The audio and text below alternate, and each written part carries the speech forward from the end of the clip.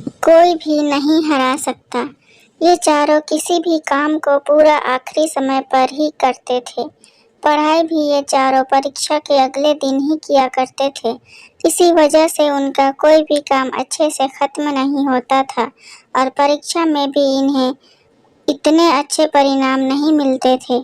इसी हॉस्टल में एक शिक्षक ऐसे थे जो कि इन चारों दोस्तों को अच्छे से जानते थे।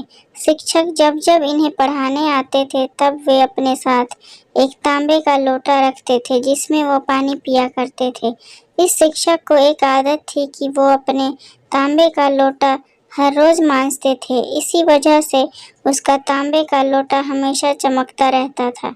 एक दिन जब ये शिक्षक हर रोज की तरह अपना तांबे का लोटा मांज रहे थे तब इन चारों दोस्तों ने शिक्षक को देखा और उनके पास जाकर उनसे पूछा कि गुरुजी, आप यह लोटा हर रोज क्यों मांजते हो? इसे हफ्ते में या महीने में एक बार मांजो तो भी क्या फर्क पड़ने वाला है?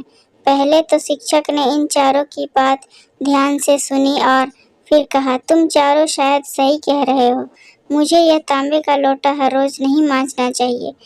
अब से मैं इसे हफ्ते में सिर्फ एक बार ही मांजा करूँगा। फिर शिक्षक ने कहा, अच्छा सुनो, क्या तुम मेरे लिए एक काम कर सकते हो? चारों ने कहा, हाँ बिल्कुल। तुम इस हफ्ते में एक बार मांज दोगे? चारों ने खुशी खुशी इस काम के लिए हाँ कर दिया। एक हफ्ते के बाद शिक्षक ने अपना तांबे का लोटा इन चारों को मांजने के लिए दिया। तांबे के लोटे को देखकर साफ साफ पता चल रहा था कि उसमें अब वह चमक नहीं रही थी जो तब रहा करती थी जब शिक्षक उसे हर दिन मांजा करते थे। उन चारों में से एक दोस्त ने लोटे को मांजना शुरू कर दिया। बहुत देर तक मांजने के बाद भी उसमें से वह चमक नहीं आई जो पहले थी। बाद में एक एक करके बाकी के 3 दोस्तों ने भी इसे मांजा, तब जाकर कहीं वह लोटा चमका। शिक्षक को लोटा वापस करते समय चारों दोस्तों ने यह माना कि इसे हर दिन मांजने में ही समझदारी है। ज़्यादा दिन हो जाने पर अपनी चमक खो देता है और ज़रूरत से ज़्यादा इस पर मेहनत करनी पड़ती है।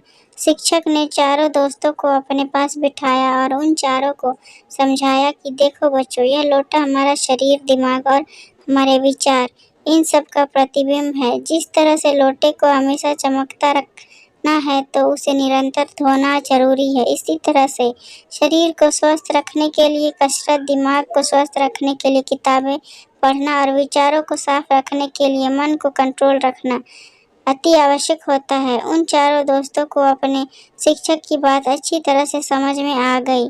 उन चारों ने अपने सभी काम नियमित और समय पर करने शुरू कर दिए। फिर वो चार कभी भी किसी भी काम में या फिर परीक्षा में असफल नहीं हुए। जिस तरह बूंद बूंद से घड़ा भरता है, उसी तरह हर दिन निरंतर कोई काम करने से हम उसमें माहिर हो जाते हैं और फिर हमें उस काम में कोई भी नहीं हरा सकता है। इतनी सी थी ये कहानी। अगर पसंद आए तो लाइक, कमेंट और शेयर करें। चैनल पर नए हैं तो चैनल को सब्सक्राइब करें। इस कहानी को सुनने के लिए बहुत बहुत धन्यवाद।